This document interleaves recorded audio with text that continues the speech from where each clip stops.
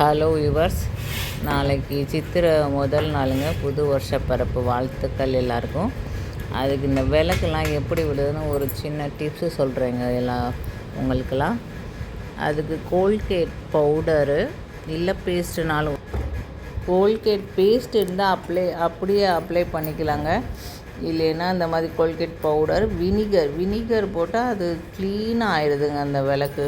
நான் ட்ரை பண்ணி பார்த்துட்டு தான், நீங்களே பார்ப்பீங்க. இப்போ பண்ணிவிட்டு நல்லா அதை பேஸ்ட் மாதிரி பண்ணிவிட்டு நம்ம கையாலேயே விளக்கில் அப்ளை பண்ணிக்கணுங்க.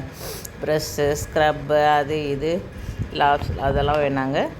கையாலே அப்ளை பண்ணிவிட்டு லெமனை பாதியை கட் பண்ணிவிட்டு அந்த தோலோடைய அந்த சார்லேயே நம்ம அழுத்தி அந்த விளக்குனோம்னா நல்லா க்ளீன் ஆகிடுதுங்க. இந்த மாதிரி ட்ரை பண்ணி பாருங்கள். நீங்கள் கையவே பாருங்கள், பார்த்தாலே உங்களுக்கு தெரியும் எவ்வளோ பிளாக்கு நம்ம கையில் வந்திருக்குன்னு. அப்புறம் ஒரு தடவை லைட்டாக கழுவிக்கங்க. கழுவுனா தான் நமக்கு தெரியும் எங்கெங்கே பிளாக் இருக்கோ அதை திருப்பி நம்ம நல்லா விளக்குறதுக்கு. அப்புறம் மைல்டான ப்ரெஸ் எடுத்துக்கோங்க, ஹார்டான ப்ரெஸ் வேணாங்க. அப்புறம் சாமி முகம்லாம் நமக்கு இதாயிரும். அதனால் மைல்டான ப்ரெஸ் எடுத்துகிட்டு லைட்டாக ப்ரெஸ் பண்ணோம்னா விளக்கு இந்த மாதிரி பளபளன்னு ஆயிருங்க.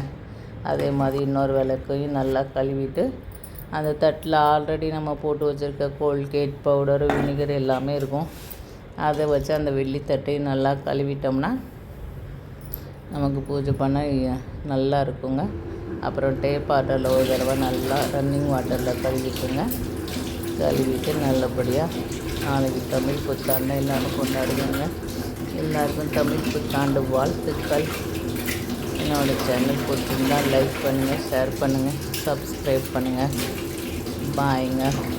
பாருங்கள் எவ்வளோ பலன்னு ஆகிருக்குதுன்னு விளக்கலாம். இந்த மாதிரி ட்ரை பண்ணி பாருங்க. ஓகே, பாய்ங்க.